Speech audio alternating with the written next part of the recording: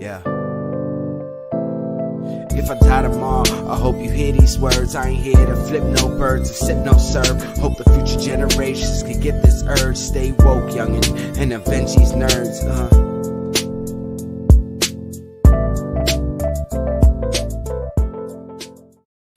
Welcome back to a new episode of Nerds Arounds, guys. Happy New Year. It's your host, Sebastian. It is your boy Tone from across the hall. And what about that opening? Oh my goodness, so much better than that 30-second countdown crap. Woo. Yes, courtesy of LuCyph, who you guys got to see on the Mandalorian episodes. Thanks, Lou, for that intro, man. It was a great collaboration. If you guys have not checked out his album, please do. Drop this year in 2020. The agenda link is in the description.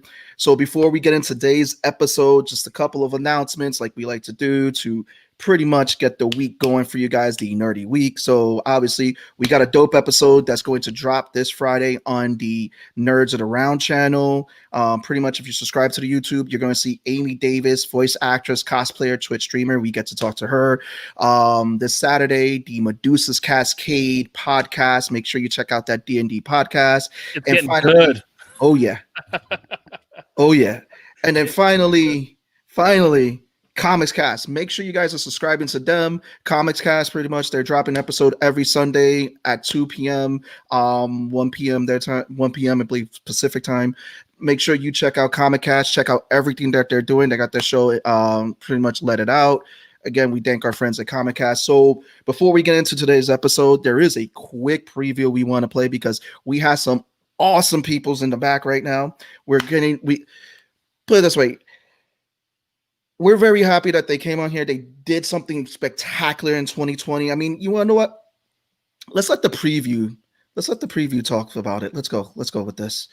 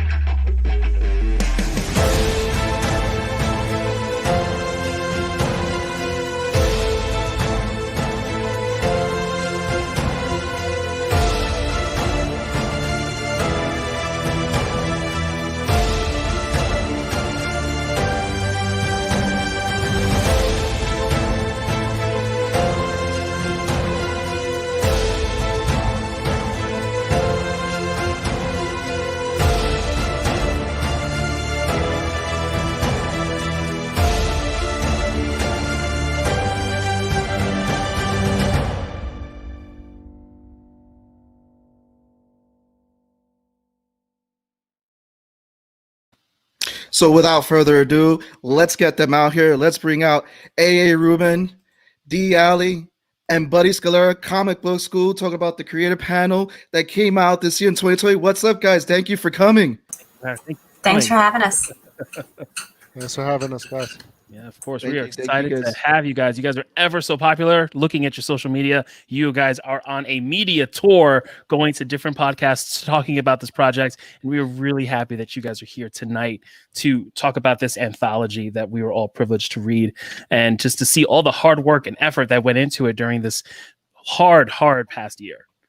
So just to let everyone know, the link is in the description on the YouTube, the Facebook, and the Twitch. Make sure you download that, download the anthology. So to get this and kick it off, so I know we got to read that this all started as a conversation between D. Alley and Buddy in 2019 about doing an 8-page comic and then an 8-page challenge. I want you guys to please elaborate. How did this become the 16-story anthology that we have today? If you guys could, whoever wants to take the mic first with this one. Oh, I get to go first? Okay. Well, hi. My name is Erin Donnalley. I go by D. Alley in comics, Redheaded Dead on Twitter. I actually was in a bit of a creative rut and went to Comic-Con for inspiration in 2019. I met Buddy at several of his panels. I actually met a couple of you guys at the networking panels that Buddy hosted. And he kind of took me aside and he said, okay, Red, like, what's the deal? And I said, I'm just in a slump. And he said, well, what's it going to take to get out of it? And I said, I don't know. He said, well, why don't you just have a comic book next year?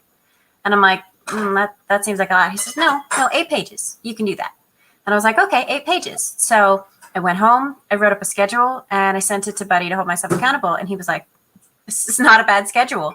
Do you mind if I give it to other people and we sort of make this a challenge for comic book school? And I said, no, not at all. Let's do this. And within 2 months, I think we had an entire community of people. I mean, it was, COVID happened and a lot of stuff kind of kept people at home, but people were in on it, and they were like, I want to do this. And when we woke up, in October, we were like, we have 16 comics from this. We have flash fiction pieces. We have all of the stuff because, people needed to create and they wanted an outlet. And Buddy and I, came together and he had community contacts already, but, we built this community around this book and we put out an anthology of, comics. So, but you can elaborate, I think. Yeah, I think Erin really nails it. I think the idea was that a community would help us to complete something, which when you say, oh, it's an 8-page story, I have a year to do it, it doesn't seem too hard. But year after year, I would see a lot of the same faces at the panels. And I would say, what'd you work on since last year? And sometimes I would hear these people with great ideas. I didn't get a chance. It's a year later. Now another year goes by. Tell me what you've done. And as Erin and I were talking, it sort of struck me. It was like, well, Erin seemed like a very organized person. I was wondering if there was a way to utilize that. And we did try to just figure it out as we went. We agreed that even though both of us would like to be very organized the way we are at our day jobs, we just had to accept that we were going to be doing this. We were going to be making it up as we were going. And we asked the community to be as forgiving as possible. Just go with us. And I think the spirit of the comic book creator is to say, everything doesn't have to be perfect. Let's just aim for a good creative project, a good creative product. And Erin really took the lead on this, and we barely knew each other. But she ended up as the editor of the publication. We thought we would have 2, maybe 3 stories, including Erin's. And I was revving up one of mine. And in the end, Erin, what was the total page count that we ended up with? We were hoping for, we thought we'd get 12 to 15 pages, maybe 20 pages. We were at 143. Yeah, that's how many people joined that.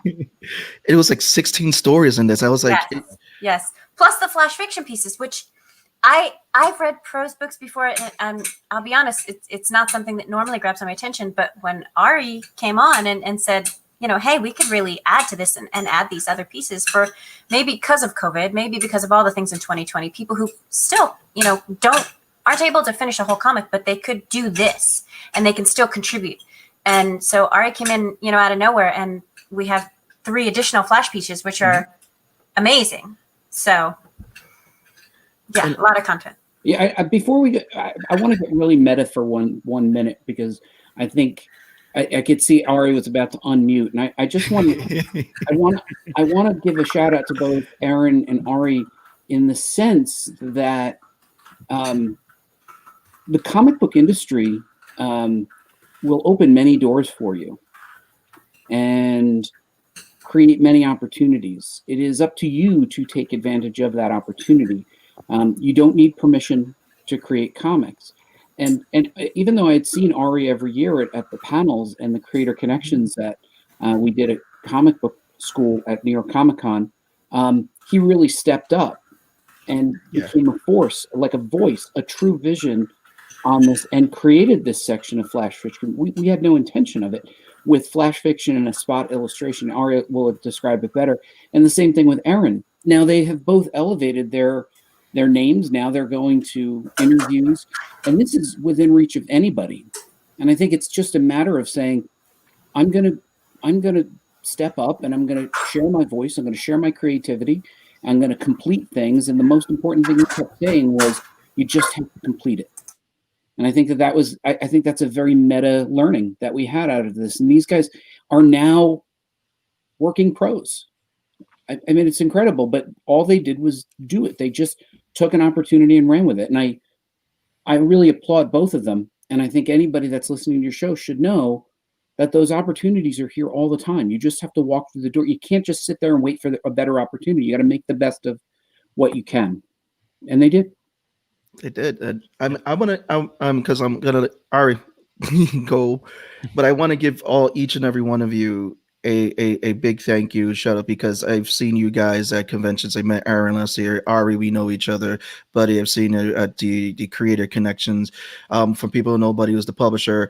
Erin, you're the editor behind this book, and Ari is the prose editor behind this book too. And as being someone standing at the side, I see the growth in you guys. And again, I just want to applaud you guys. You guys, again, it's lit a lot of fires and up here and all that. So, Ari, I'm going to tag you in now, brother.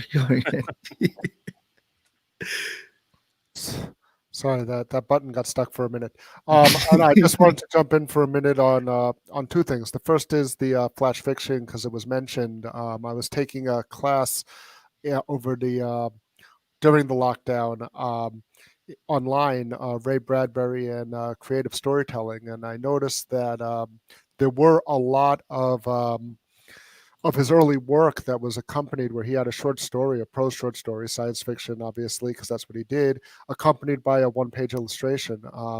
There's a story that he walked into an art gallery near his house one day, and he saw this art on the wall, and he said, "That's my Halloween tree," when he had written this story. And he made he couldn't afford, he was a young writer, and he couldn't afford to buy the painting on the wall, but he made the gallery owner give him the contact information, and he ended up working with this guy. He illustrated the entire book of the October Country. Each of those stories is accompanied by an illustration, and a lot of the old sci-fi pulps had the same thing as well.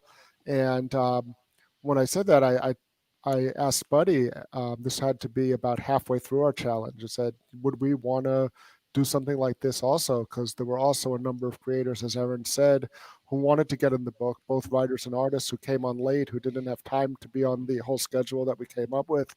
And I think it gives another dimension to the book as well. Yeah, definitely. It definitely did. I know when I was reading it, kind of going through all of the comics and then getting to the pro stories, it was like a breath, and it was like, oh, this is really interesting. And I really dug into the 3 stories that we got. And I really liked yours. I love the art for all of them. And I really liked the art in yours, the duel, where I was on my computer and I locked the orientation so I could flip it upside down to see the 2 wizards fighting. And something I wanted to ask you, because I kind of went down the rabbit hole and went to your blog, and I saw that you do the Ray Bradbury creating the writer's block, creating the title using the article "the" and a noun, and I saw that was the duel. So did that title come from that exercise that you do? Yes, it did. Okay. So for people who don't know, Ray Bradbury is going to become the Ray Bradbury show.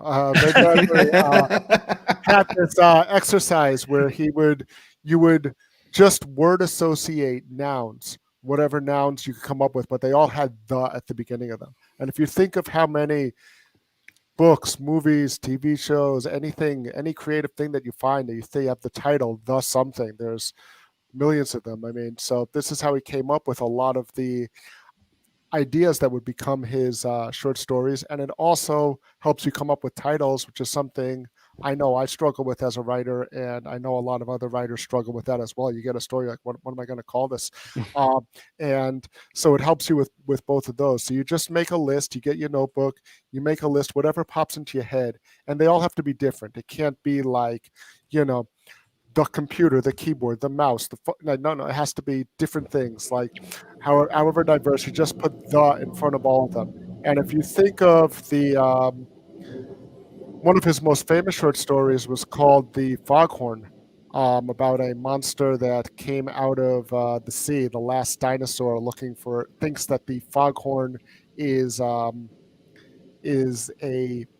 its mate, basically, and ends up destroying the lighthouse because of it. It got turned into science fiction movie, a B movie, and a lot of his stuff came up.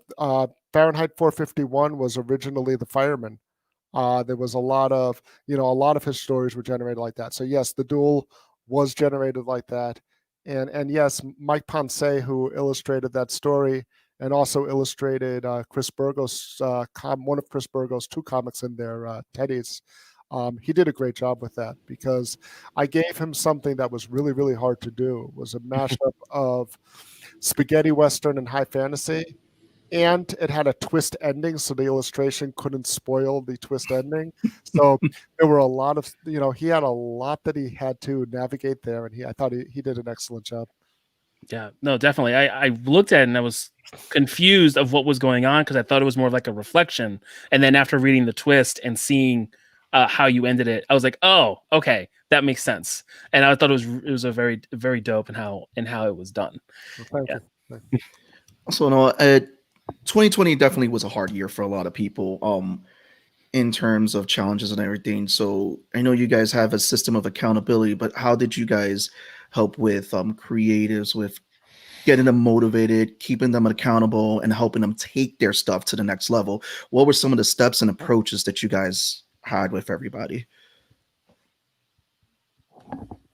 I'm going to let Buddy take that one. And see, I was going to let Erin take that one. No, all rush. No. So, one of the things that we knew would be important would be to build a community. So we started a forum, basically message boards. And those message boards, we went through a lot of different technologies and locations, talked about, Discord and Google and Basecamp and Facebook. And we ended up landing on just creating our own. And the reason for that is because we didn't want another organization to be able to say, oh, well, we changed our mind. We don't want your message boards anymore. And everybody that participated registered on the message boards and was subscribed to a private calendar that Erin helped build and then was validated by a comic book professional. His name is Mike Martz. He is the editor-in-chief at Aftershock Comics, former Marvel editor, former DC editor, and he looked at it, validated, gave us some feedback. So people subscribed and they were able to get a calendar alert every time something was due. And then we had monthly meetings. And what we tried to do was just have people talk about, what they're working on. And then last but certainly not least is we agreed that we were not each other's audience. That is, you weren't here to surprise Erin and you weren't here to surprise Ari. You were here to collaborate. And the writers put their plots in the message boards and people gave them feedback. They put their scripts, they put their pencils, their character designs. And what that did was it created this critical mass, this thing where you were like, you didn't want to fall behind. So you followed when we plotted and then when we scripted and we followed along those steps. And I think what that created was a little bit like what, any community-based initiative is. You don't want to let down the community. And when you're doing it in public and you've committed to it, you don't want to let anybody down. And I think that turned out to be part of the secret sauce. I think everybody was motivated by whatever personal reasons, but at the end of the day, I don't think anybody wanted to let the group down. And I think that was a part, and we keep the message boards going. And as we start to move forward, we're going to continue to nurture those. In fact, we told everybody about being on here, and we'll post this YouTube video in our boards because we want people to see, what's being said and what's going on. We're very transparent with everybody.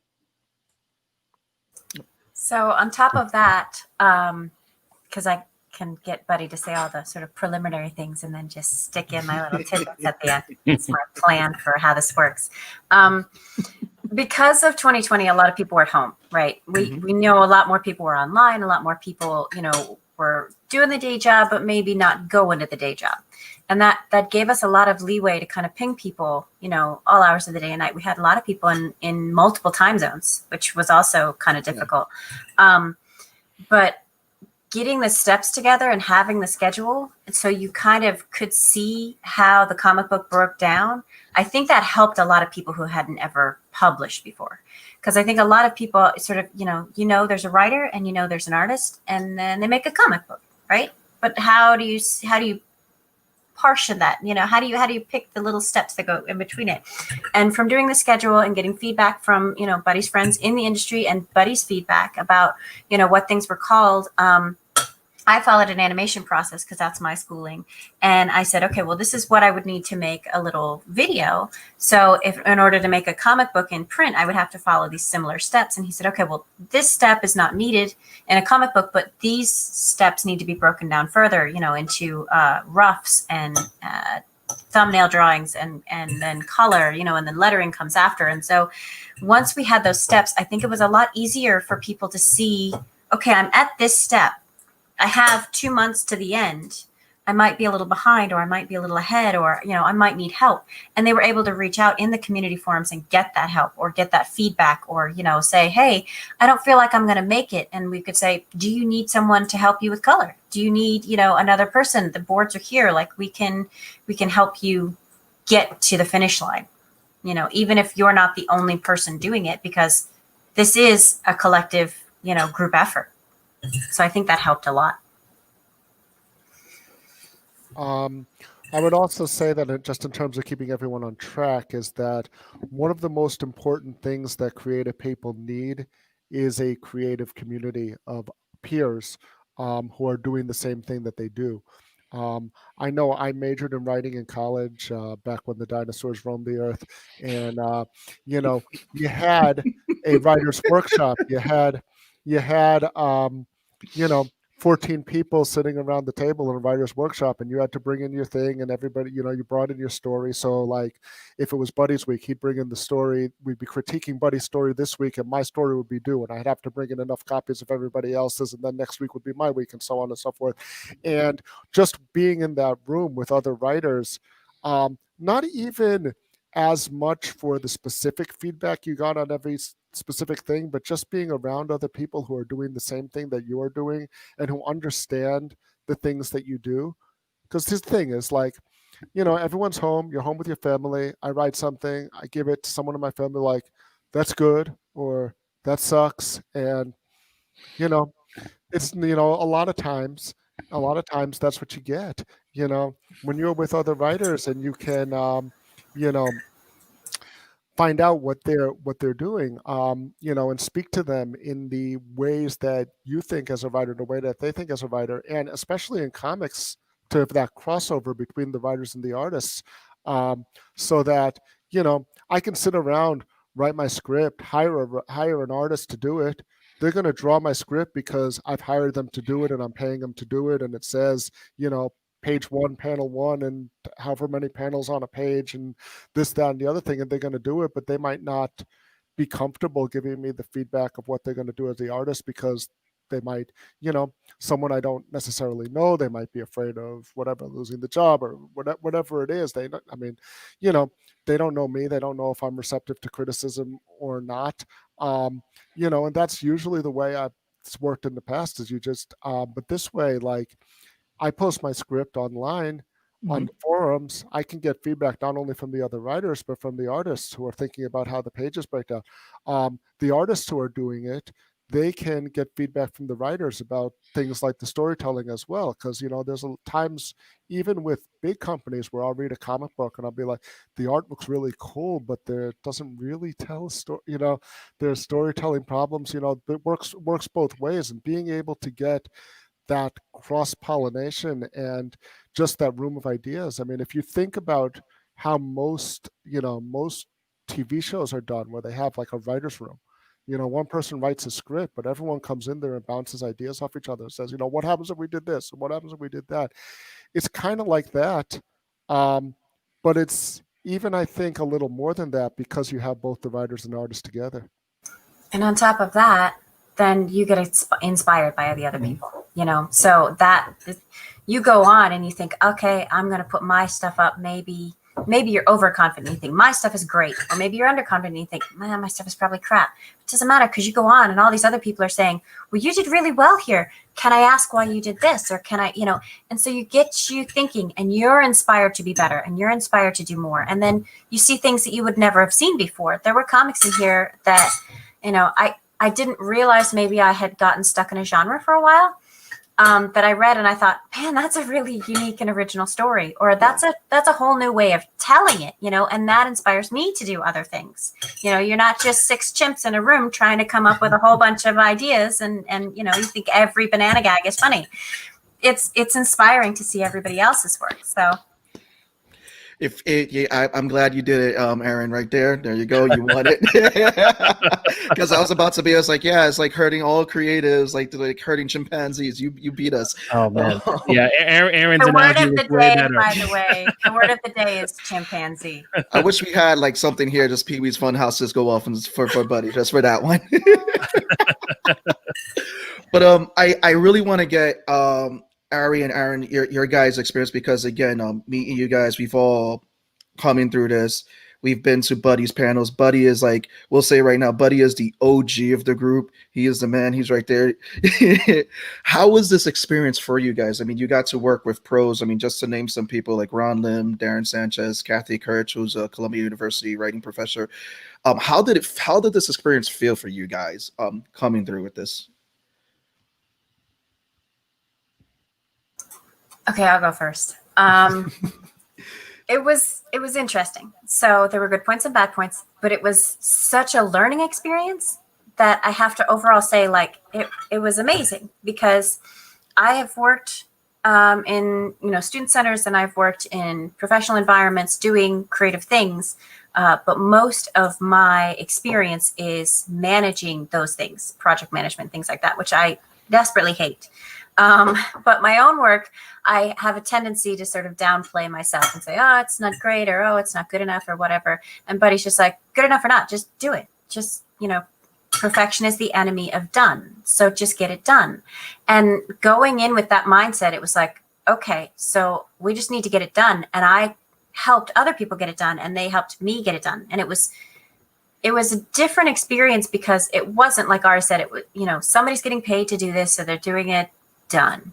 It was inspiring and creative, and the process was creative, and we had a lot of learnings, and we met a lot of interesting people. I mean, some people that we didn't even meet at Comic-Con, we met online, and some people that I had met briefly and then got to reconnect with online in the community, even you guys here, and every time, somebody comes up and says, oh, we read the anthology, they're inspired to do their stuff. And so there were a lot of learnings, both in talking with sort of the professional people, but then also, the individual people, and getting the professional people on, hearing them react to the questions from the noobs was interesting to watch, because there are some things I don't think they had ever considered. They would say, oh, well, what if you did this, or when you follow this process, have you thought about doing it that way? And they'd go, no. That's interesting, so it was a learning experience on both sides, and it was a lot of fun to watch. So, and I think that a couple of things, I've been going to Buddy's panels for years, and when I first decided I wanted to write comics, because I come from a more of a prose writing background. I told you guys I was writing. My first short story was in 2001, published around 2001 or so. But I had this story, I wanted to write comics. And back then, the only thing that I could find was a script in the back of one of the collected Sandman volumes, one of Neil Gaiman's old scripts. And I was like, okay, this is how I do it. The way I learned how to do it was by going to Buddy's panels. That doesn't exist in the new COVID reality. They had the metaverse or whatever. Did you notice how many educational panels there were in the metaverse? Zero. Big fat zero. There was nothing. And there were always educational panels at New York Comic Con. Buddies were the best and the most consistent, but there were others as well. And that was something that I missed in the con experience, was having those kinds of panels and having, these pros that Buddy brought in, that kind of replaced that. Whereas, yes, I could still go to the, going back to the Neil Gaiman audiobook panel for the Audible cast. That was great. I could go to the Doctor Who panel on the metaverse, and it was kind of cool. Some of them weren't as cool, but, that's how it always is with the panels. But, you can get that kind of thing that you get at a Comic-Con, but what you couldn't get was the stuff that Buddy was doing, unless you were with us on the boards and going to those meetings and those kinds of things, because, Buddy was still doing them just in a different format. The other thing is that I would say, even with online and even with Facebook and all of that, I've definitely met people through places like that. But about half of the artists who I've worked with in comics are people I met at Creator Connection or at Creator AfterCon at Twins, or whatever the equivalent is at other cons. So I met Buddy there. I met Sebastian, I think, at Creator AfterCon a long time ago, and the connections that we made over the years, over the course of this past year online, was the way to do that. Because one thing, if you've been to anybody's panels, he always tells you the best way to do networking is close down the bar, right? Now, he always says that. And Sebastian and I close down every the year. bar every year at New York Comic Con. We close out the Zoom meetings now. Yeah, that's true. But that's what it is. And there isn't that bar, depending on where you are in the country, but most places there isn't. And you know what? Personally, I'm at a higher risk for COVID than a lot of people. And, even when there is an opportunity to go out, I might be more hesitant because of that for health reasons. But there is, you meet people on these boards. You were talking about Mike Ponce's art, which was amazing. We met on the forums. I didn't know him before. I mean, I worked with Ariel, who I did meet at Comic-Con at Buddy's last Creator Connection before it went out. But Mike, I had never met in my life before we did this. It was on the message boards where we ended up, meeting each other and working together on this story. So I think that over the last year, this really did a lot to replace some of those things that we were missing, that weren't being replicated by the big cons that were online. Mm-hmm. And I think it was really important to a lot of us because of that. One of the other things, just because Ari brought it up, when I was at 2019 Comic-Con, I noticed that most of the educational panels that I did go to were ads for schools. It was like, buy my book, buy my program, come to my school, pay me more. This is the introductory course, and Buddies were never like that. Buddy was like, I'm a comic book guy. You want to write comic books? Come ask me questions. Let's have a conversation.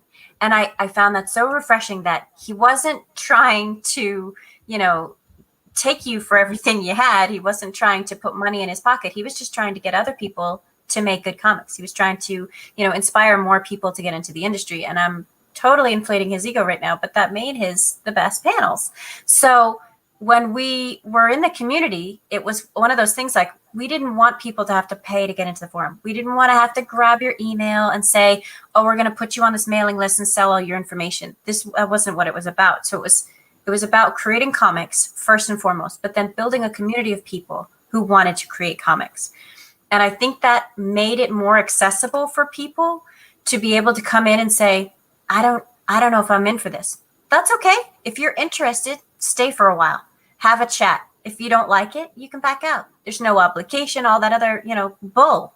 But at the same time, it made it easier to make friends because you didn't feel like somebody was trying to take you for everything you had. You didn't feel like you were trying to guard your wallet. And you didn't have to be rich, and you could be at any age level, you could be at any experience level, and just come in and be with like-minded people in an age where we can't even go out and be with anybody. But here we all were talking about something that interested us and creating something that interested us and getting people who were just as enthusiastic about it as we were. And I think that was something that we created that was really special this year. And I think to add on to that, one of the other things that was great about having the message board is a lot of times you go to these, even going to the educational panels, a lot of times you hear some basic information, and you don't necessarily get to the 201 or the 301, courses, the things like that. But having access to these people on the message boards and getting their emails and being able to follow up with them, you could go beyond, that type of thing. Like if there's a line in the last 15 minutes and people can ask questions and you could ask your specific thing, you might get to your question asked, you might not. But if and Kathy was especially good with this with her forum. You mentioned Kathy Kirsch, my writing here, the Columbia professor. She had a forum and she had office hours. You could go for free, just talk things out with her about writing. She answered every forum post. So it was, it afforded the opportunity to go deeper than you would have even in the time slot, because these things have time slots in the cons. There's no time slot on the message board. It's as much time as they were willing to give, and they were very generous with it as well. I want to co-sign on what you guys said too. When it comes down to, I remember going to Buddy's networking panel and meeting Buddy for the first time there, and the way how it was awesome to see that generally Buddy was there to help people make connections.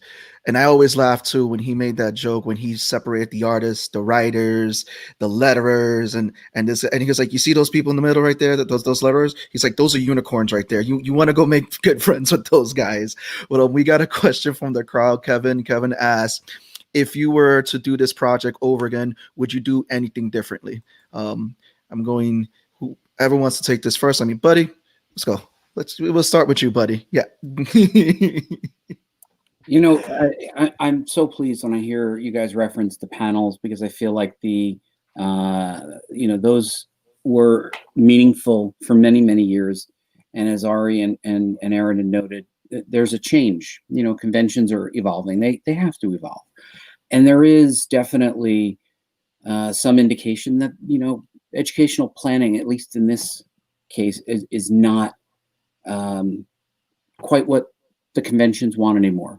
So when Erin and I were talking about this, it didn't start off to be so grand. In fact, I'm used to planning panels that literally happen on one day. They would give me approximately a 7-hour slot, usually on a Friday, and I would fill that slot. I'd work like crazy, get one, but suddenly I had to do something that would last 12 months or maybe 9 months, I guess, is what our original plan was. And I don't have an attention span for that. I can get a whole bunch of stuff done real fast. And Erin spent a lot of time come back, follow the plan. So I think if we were to do this when we do this, we're going to do it again, and we want people to know that if they go to the message boards and the website and register for the newsletter and the message boards, we'll start announcing that.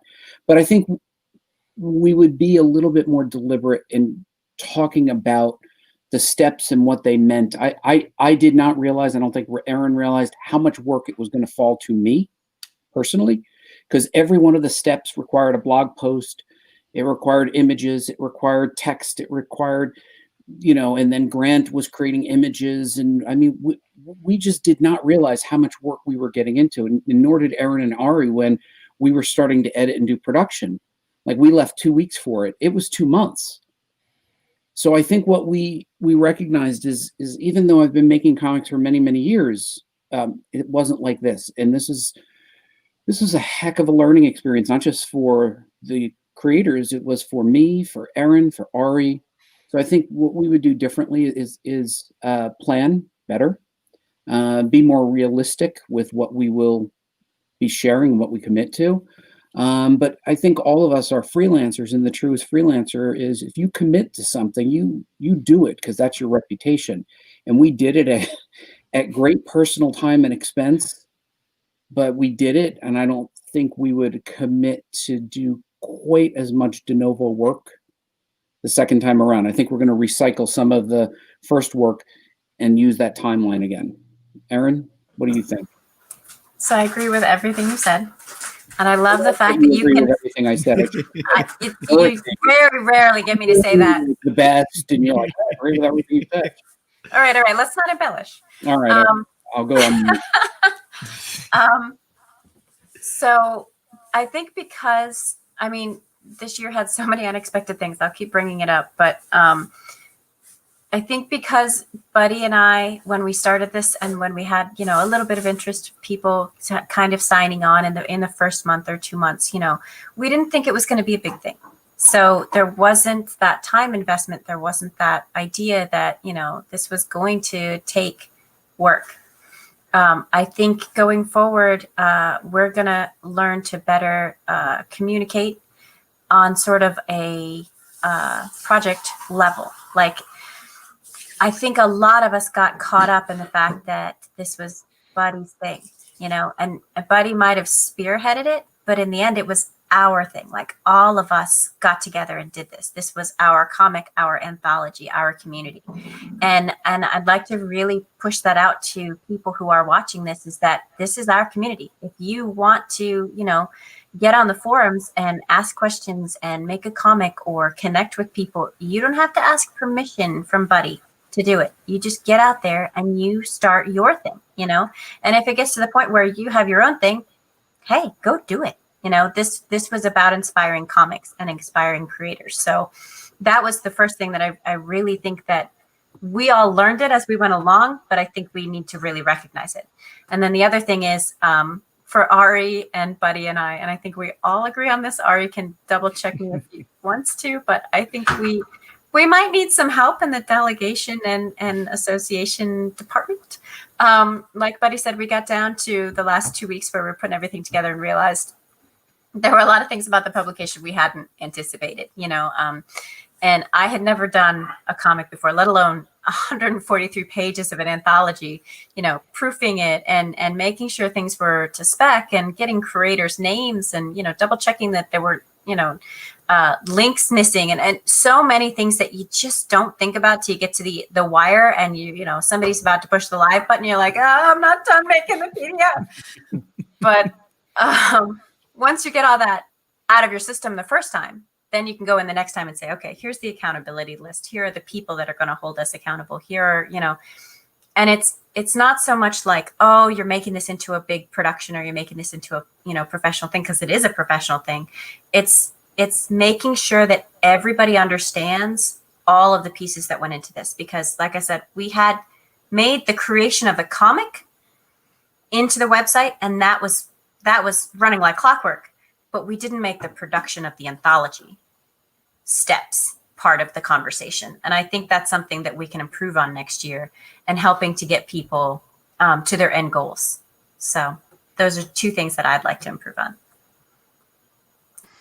I would say a lot of it reminds me of, because in my day job, I'm a high school English teacher, and when I'm not writing, and your first few years, I was up till 3-4 in the morning writing the lesson plan for the next day, that kind of thing. The next time you teach the book, you already have the lesson plan. Now you're not going to do it the exact same way. What worked and didn't, but 80% of the work or so is done because you've already taught the book. You know what you want to do. You want to get out of each lesson, that kind of thing. It's just a matter of refining it. And I think that I thought Erin's calendar was great, keeping everyone on track. Buddy's blog posts were great. There's no reason not to use those same blog posts again. The blog posts are great. Why would we redo it when we already have it?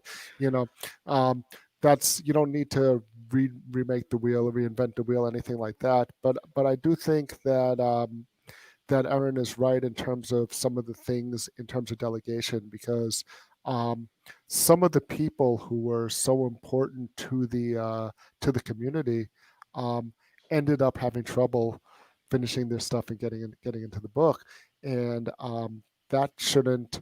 No, Erin, you got a story in there, but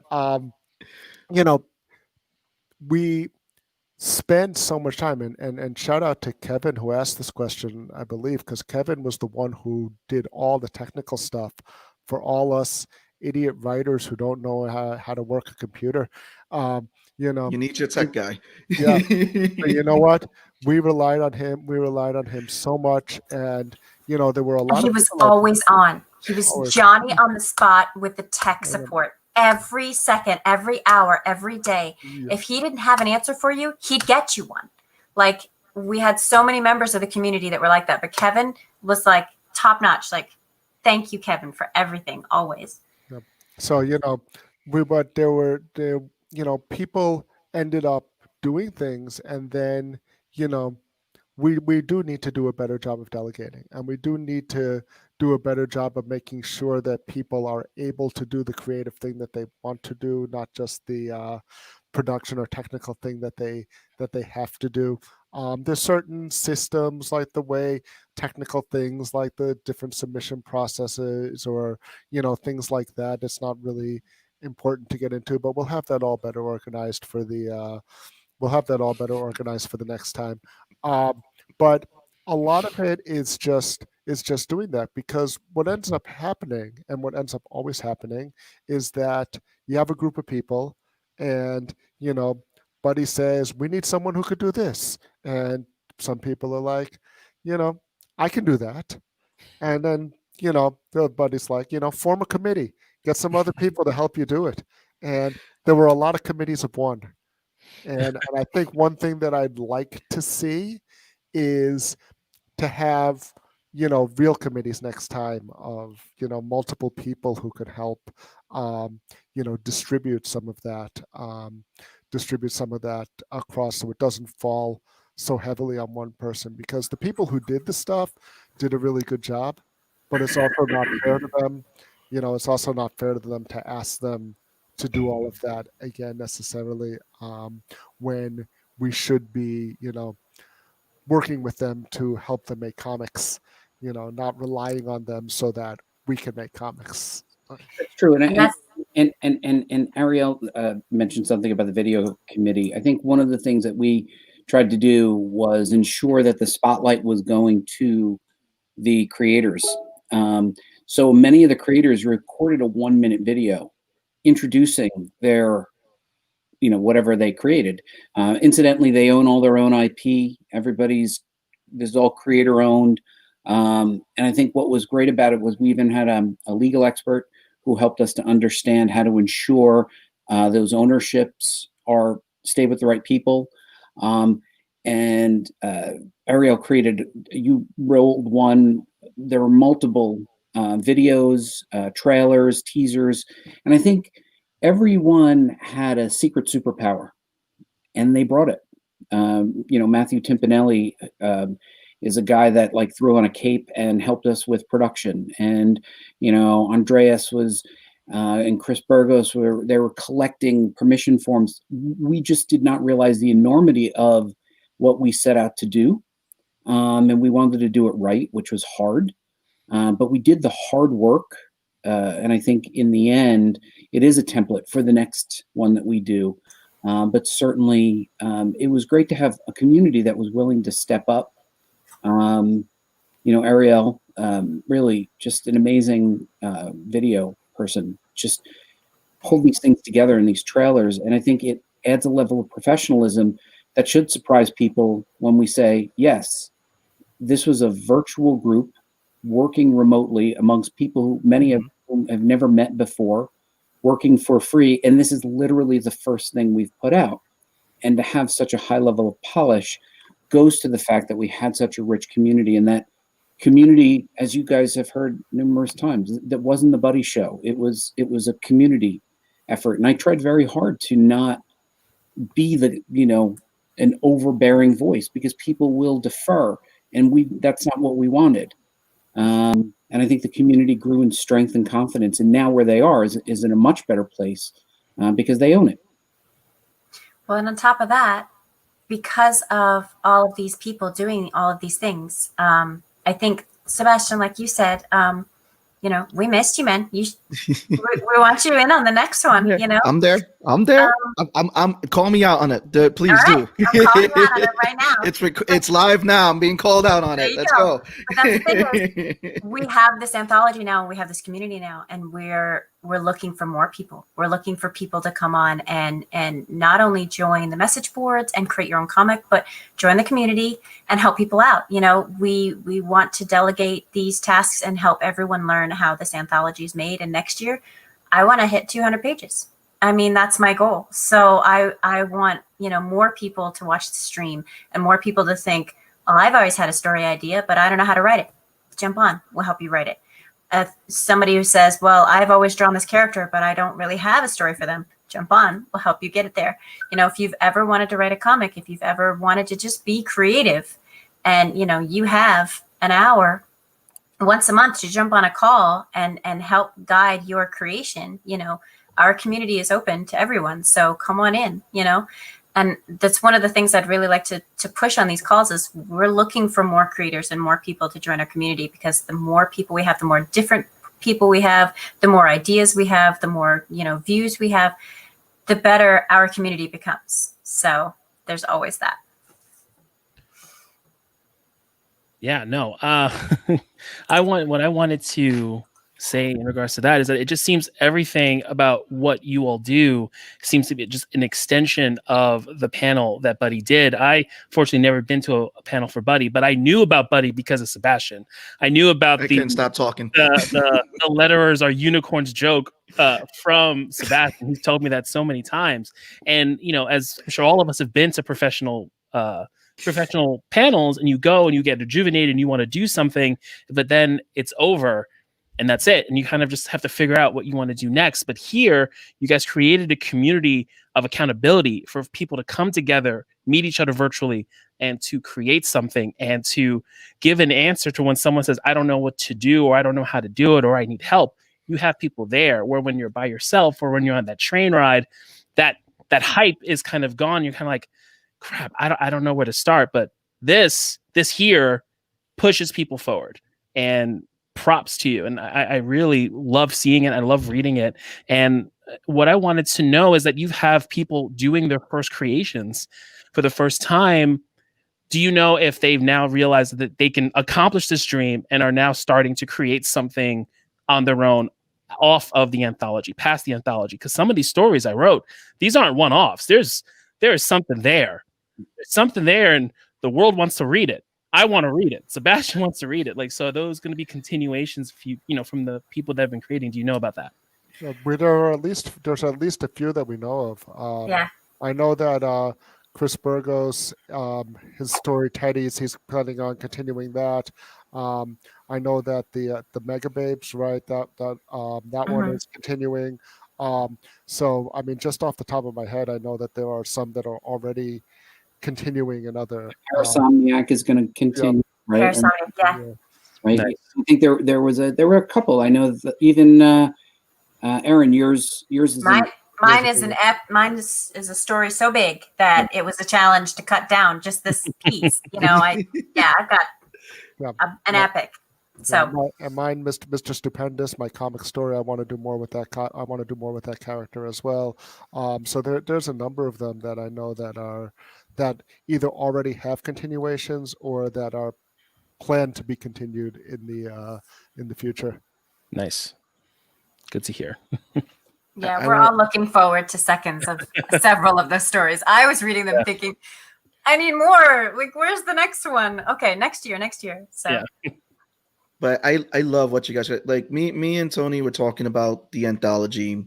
We're going back and forth on it. How we're just loving the stories. I love some of the twists in some of these stories. And how you bring up Chris Burgos. Big shout out to that guy.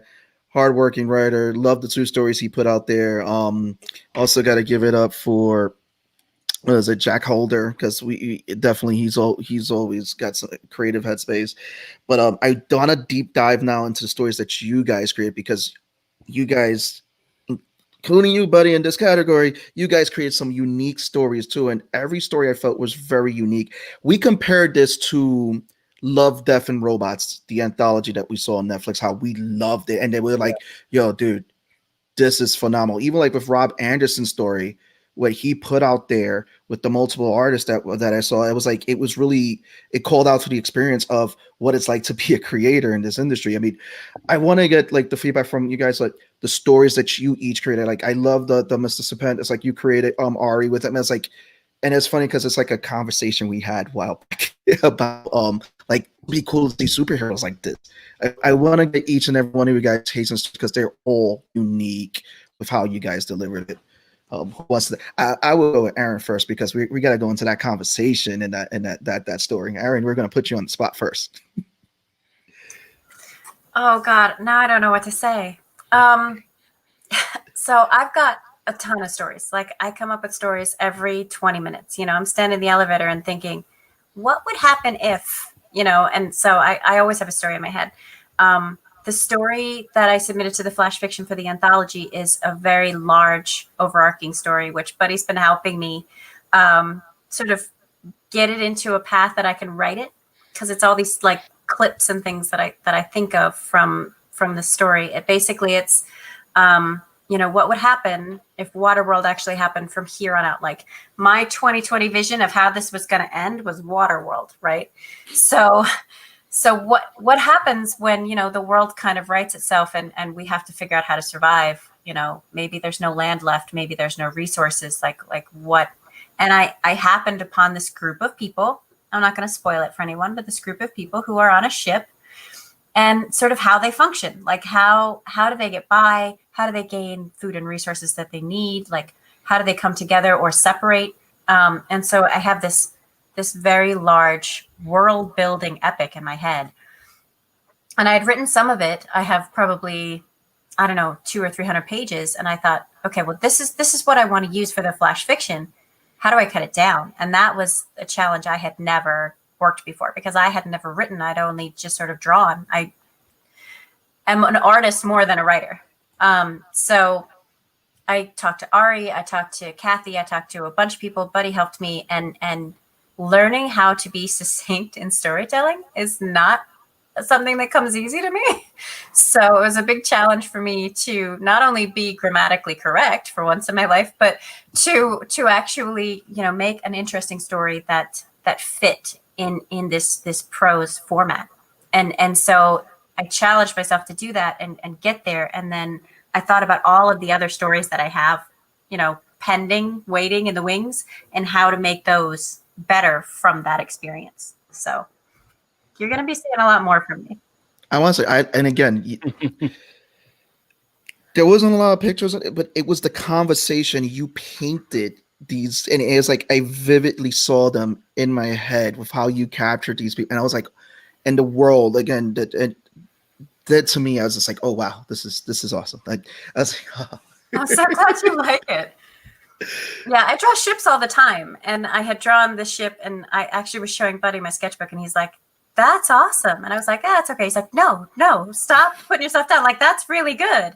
And so I picked the one that I thought, yes, this one definitely goes with my Flash Fiction, and I edited a bit and drew it up to be right for the story. So, yeah. All right, tell us about this hero that you wrote, this Mr. Spen, this fantastic hero who's just, I don't know. This is how I wanted to see a superhero. This is Superman. You did it well, bro. Tell us, what was the creative process for this first story? Well, this Mr. Stupendous is a story I've had for a long time. I've had this guy in my head for a long time. I've been trying to figure out how to do him, and it's just the everyday life, all the practical problems that would come up for the modern superhero. I have the tagline for it, like, he may be the most powerful man in the world, but in the end, you'll find his problems are all too human. So, you know, you're up all night fighting crime, but you also have the day job. When are you sleeping? What happens when you fall asleep at your desk in the office and, you know, your boss yells at you, you're going to get fired. You won't be able to do that. What happens, you know, Superman, we know the classic Superman always changing in the phone booth, you know, like the thing like that. There are no phone booths around anymore. They just don't exist. Like walk around the city, even the ones they have don't cover your legs. So don't spoil what happened with that one. That was the funniest part. That was hands down my favorite. I know you have a favorite part in that comic, Ari, but between you and Ariel, like that just shines. That was my favorite part of that comic. Yep. hold on 1 minute. We got a guest. We have a little bit of a guest. Hey. Here. And so we have it's that I'm glad that you like that part. That was one of the first jokes that I thought of for the thing, because a lot of the things that I do write, both in prose and comics, I have two, like a split personality. They're either like really dark and it was either really dark and with like twist ending, that type of thing, or these spoof type of Douglas Adams, Terry Pratchett type of things, and that's more towards the second one. I love the page. Ariel did a great job on this page. There was a page that was a 9-panel grid, like that you're all familiar with from Watchmen, like the old style 9-panel grid, where it's the exact same repeated panel throughout his workday, and it's just what happens as the clock advances throughout the day, those types of things. It ended up being a story that had to be told as a comic, partly because it was a superhero, and partly because it was a superhero, and partly because it was, it just, you could do things like that with the repeated thing. I also, the part where, sorry, I'm a little bit. No, it's okay. Listen, okay. This is why you have the headphones, or else you'd be hearing. Mine are upstairs, so they already came down. That's why I went mute and dark. Yeah, no. He was just taken. He was just taken away. He's obsessed with superheroes, by the way. Sorry. So just getting back, to Mr. Stupendous, like everything, yeah, you're superpowered, but the villain's superpowered too. If he hits you, you're going to get a black eye. Can't go to work with a black eye. People are like, what happened to you last night? You can't tell them, oh yeah, I was fighting this reptilian alien monster on the route that below your whole cover. These types of problems that might arise if you're a superhero. I have some I have many more gags in my head for this character that hopefully we'll go forward with in the future. I'd love to continue with Ariel if she's willing, and you'll be seeing hopefully more of Mr. Stupendous. It was interesting because working on the two different pieces, the comic and the flash fiction, they had two very different tones. So it was interesting working on both of them at the same time. No, it was very interesting because, like, again, and we're gonna give Ariel huge shout out. Actually, all the artists who were on this book delivered phenomenally on this book. It was the styles that you guys have in this book. It's just, it pops, and each and every style complements each and every story that's there, and each and every writer, letterer, because we're not gonna leave the letterers out there, the colorists and all that. Everybody, to the nitty gritty, the editors, everyone, publishers, everybody. Again, big shout out to you guys. Kudos. I love it. I love the fact that you guys took advantage of the virtual space, because we've all been talking about, like, how are we going to get through the COVID? You didn't let anything stop you guys. This was a rough year for a lot of people, and you went out there and you did it. And again, Ari, I want to see more of that Mr. Stupendous character, because we were having this conversation, like, we're tired of seeing the same old Batman. Like, come on, we want to see the human flaws and heroes. And I think you caught it perfectly. It wasn't like you went this route of like, he's just evil or anything. It was just, he's suffering through everyday life, like on the train or something like that. Buddy, your story too was very unique in how this was done, because I don't want to give too much away, but what was the creative process between Lemonade Stand story? So I just put a link into the chat. I had worked on a comic book with one of my partners, Andy Siebert. We've been working on this forever. We come out with an issue every 7 to 10 years, I guess is about average right now. We've got 2 issues out. Anyway, so I kind of had an idea for a little side story with one of our characters. Midlife Crisis is about a superhero named Crisis who is going through his midlife crisis. And he is now recognizing that he's a little too old for the superhero game. He's graying around the temples and perhaps not quite as fit as he used to be. And we've been working on this story for a while, and Andy wanted to do something different, and I wanted to do something different. So I just basically told Andy a story idea. I just said, this is the idea. Here's what happens. This is the character Hibagon. here's beginning, middle, and end.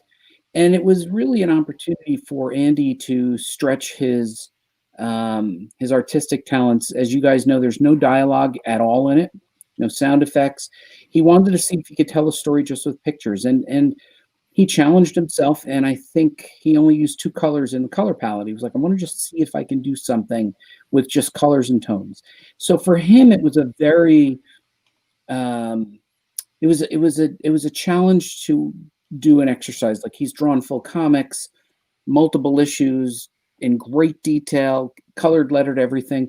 He just wanted to see if he could actually write something. So I gave him the idea for a story based on the characters that we created, and he just sort of went off and did his thing. And I think I've always been a fan of stories that have no words, because I want to see how well the artist can lead my eyes.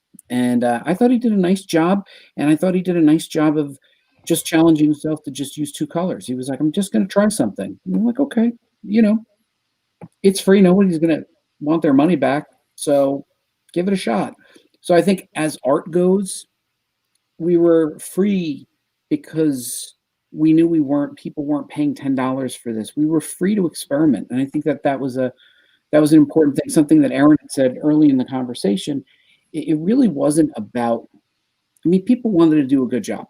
Might have been their first work. They wanted to do a good job. But at the end of the day, we have to remind each other that the act of completion is part of being an artist, right? Like, you got to complete it.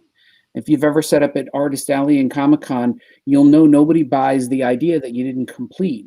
They buy the thing that's in front, right? And so we were really adamant about completion. And I kind of remind people sometimes that when we were kids, and Ari's got kids, and Tony, you got kids, when we were kids, we drew something and Mom put it up on the refrigerator, right? Not because it was good, because it was awful, but and it was part of you, and that's what art is all about. My mother told me all of mine were fantastic. She did tell you that? That explains some of the conversations we've had. Kidding. Your father would kill me. He could kill me, actually. But I think the key thing was we were like, hey, let's focus on completion. In fact, it should be noted in the secret history of the anthology, it wasn't supposed to be published. At first, it was just, could Erin complete 8 pages? And then it became, could anyone else complete 8 pages? And then somewhere along the way, it was like, well, why not make it published work? Enable these people, give them a path to publication. And I think one of the things that was emblematic of what we did was we really didn't know the answers, and we were very transparent in the message boards. People go, well, what about this? And we were like, oh, we would talk about it on the message boards. Well, what about that? And we were like, I don't know. Good question. Like, I ran out of times that I answered something with, that's a good question. I didn't have the answer, but like we had to go for the rock. Trying to write down all of the good questions that we had, and I use air quotes, just that they were all good questions in the summaries, and then go, okay, buddy, next time we need to answer these questions, he'd be like, I don't know the answer. I'm like, well, we need to find out. We need to find out what the answer is, because they're asking us like we know. And he's like, I don't know. So we would go and find the answer and come back the next call and be like, okay, this is the answer we came up with. Does it sound good to you? Because let's figure out if that's the best way to do things. And so I think that helped, especially because we were doing it digitally. When Buddy said, why don't we make this published? Why don't we give some of these people who haven't been published before their first published work? I was like, well, that's cool, but I have no idea how to do that. And Buddy's like, we'll figure it out. And we did. I'm very much of the mindset, unlike Erin, I was very much of the mindset. I was like, you just shoot an arrow in the air and then you draw a bullseye wherever it lands. It'll be fine. Erin was like, but wait, you need to know. I was like, but what about this? And what about this? And what about this? And what about this? And Buddy's like, nah, we got this. He was right. I feel like the guy in the bassist, like the bassist in Spinal Tap. I'm like, you got fire and ice, and I'm kind of in between, like lukewarm water, like balancing between these, because I also am very much like Buddy in a lot of ways, in that I like to wing it. I am not. There's two kinds of writers. There's the plotters and pantsers, they say, and I am a pantster 100%. I don't outline. I don't do anything like that. But I also am big on like, okay, who's doing this, who's responsible, who's getting it done. And so listen, if it wasn't for Ari, half of the book would make absolutely no sense grammatically, with punctuation. Speaking English was hard for some of us who, even if it's our first language, I'm still learning. yeah.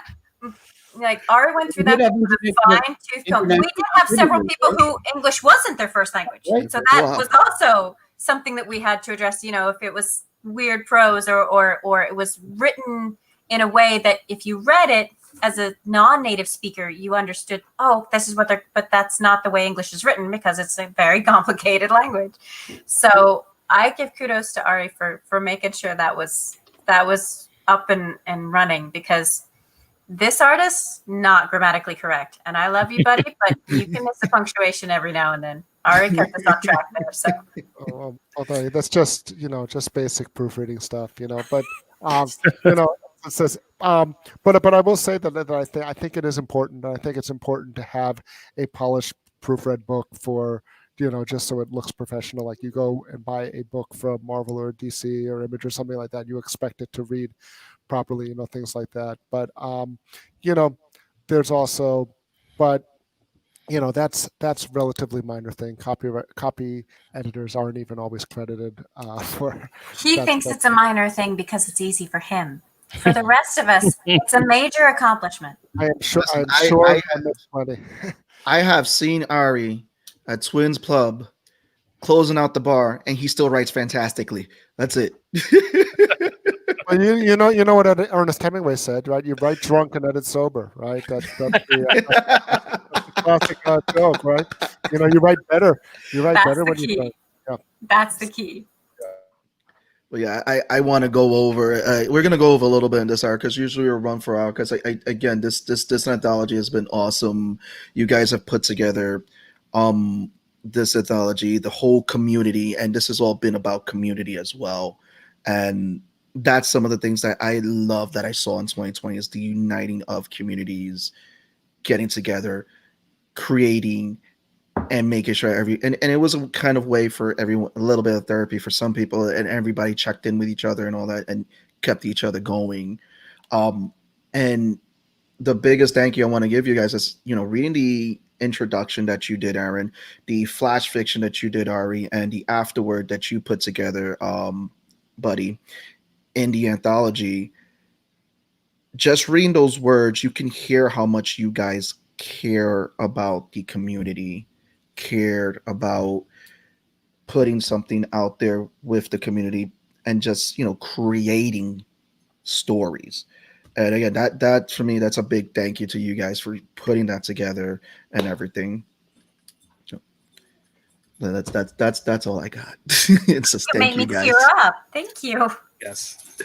But is there anything you guys want to plug even further in with everything, what you guys are working on and everything, what you guys are looking for in the future, in terms of the comic book school, building the community? Plug away. This is your plug hour right now. Go right ahead. I'm just gonna wait. Ari, go. Ari's got a bunch of things. Go. And I got a few things, but first of all, the first thing, get on the boards. Join the community yourself. Be part of the next anthology. It will be out soon. Download the prompt for the next anthology will be out soon. We can't reveal what it is, but we will be having another call coming up very soon. So look out for that. In the meantime, join the community, get involved, and download the book. It is free. I think you have the link in the it's in the description. Yep. So go there, download it, read it. Let us know what you think. You can follow me at the Surreal Ari on my blog aarubin.wordpress.com. See all the things that I'm in. I write in a whole variety of genres: comics, flash fiction, prose, science fiction. I just had a one-act play come out. that you can read that in a literary magazine. So you know, I have all of my stuff there. I'll be back to talk with Sebastian about it a little later in the month. Oh yeah, you're coming back. You're coming back, Ari. Oh yeah, that's right. We could talk more about all that stuff then. But in the meantime, you know, just follow me there. So at the Surreal Hour, you'll find all my stuff there. And don't forget, it was in the chat a number of times to vote for Erin for the Independent Creator Awards. For the rookie category as the editor of the book. She was winning the last time I checked, but it was close. So we need to get her. We need to get her a few more votes to keep her on top there. You heard it here. Vote for Erin. Okay. Well, first download the book. The link's in the description. It's the work that we did this year, and it's amazing. Whether you vote for me or not, you should still read it because the creators in there, the comics, the flash fiction, the art, the writers, the letters, the colors, everyone that contributed we did a fantastic job. And I think that it deserves to be read and it deserves to be shared. So get that. I'm on Twitter at Redheaded Ed. For those of you who get confused, it's not Redhead, because I don't want to send you to porn sites you're not prepared for. It's Redheaded Ed, because those are my initials. So double ED at the end. But go ahead and check me out on there. Feel free to send me a friend request. I love meeting people, new people in comics from these videos and from the community. And then go over to the community boards, join up, come join us next year. Even if you don't write a comic, it's a great place to be, to hang out, to get to know people and to get to know creators. We've got a lot of really interesting, good people in there. And then obviously we're following this show because you guys are awesome. Thanks for having us on. No, thank you guys for coming on. Thank you again. This has been actually, you guys are the first, just to let you know, interview that we've really done live as a creator series. Thank you guys for coming on. Buddy, plug away. Come on. Yeah, the comic book. There you go. Aaron's got it. Waiting for mine, buddy. Still waiting for my t-shirt. Ari's got nothing. It's in the mail, Ari. I swear, it's in the mail. In the mail. So yeah, you can follow me on Twitter. But what I would encourage people to do is to go to the website, download the PDF, sign up for the newsletter. The newsletter is a free newsletter. It's a monthly newsletter that I put out once every 3 months, and it's still in a month. And the idea basically is I find, jobs, interesting links to educational materials, but I'll also be announcing the upcoming challenge, which will be starting, I imagine, probably in February. You can also register for the forums. They were locked for a long time because of spammers, just continually. Bots register 20 times an hour. So I had to lock it out for a while, but now they're back. But I do want to say one thing. I think the key thing is you don't need permission. Ari was talking about when he was starting out and there were dinosaurs, and I remember just as the earth was cooling. That was when I had started out as a writer, and you needed a publisher, you needed permission, and now you don't, right? If you dream of writing comics or writing flash fiction, there's proof that you'll find your tribe. We just happen to find ours, and all the stars aligned. And as you said, Sebastian, in my afterword, I noted like there were any number of reasons why people could stop creating. Nobody would have said like, "Oh, I'm going to stop working on this free anthology," and everybody would have went, "Yeah." And yet these people continued on and they did it. And I think the key thing is, if you want to leave a mark on the world and you want to leave your legacy and you have stories that are burning inside you to tell, just do it. And if you find that our community works for you, great. If not, make your own. And maybe you don't even just make content, create. And I think that that's where we need to look forward to 2021. It's not about getting DC or Marvel to accept your proposal. It's about just telling your story. Handle the things that are within your control. What's within your control is finishing your story. And I think that that's the key thing that we have to look at. And I want to say thank you, Tony and Sebastian, for bringing us on to help us to connect with more like-minded people who are thoughtful and generous and willing to give up their time for complete strangers because they believe so passionately in the craft and business of making comics. And so thank you for having us on. We, you guys put a lot of time into this, and we appreciate what you're doing for us. Thank you. Of course. Thank you, guys. Thank you. Appreciate what you guys are building and what you guys are bringing out there, because I know it's hard as creatives to just kind of get started and to put something out there. And you have created this this safe space for people to create and to to fail upwards, as they say, as in when you're creating and getting that get critiqueness from other folks. So thank you for putting that out there and giving the community that. Go team. So again, guys, the link for the anthology is in the description. Download it. If you're a creative and this did not set a fire under you, I don't know, go see a psychologist or something. I don't know, but I love you guys. But no, this as from one creative to another, again, this lit a fire. This was awesome to see this. It is very motivated to see what everyone came together and do. So please check it out. This has been your boy Sebastian. Your boy Tone from across the hall. And stay nerdy.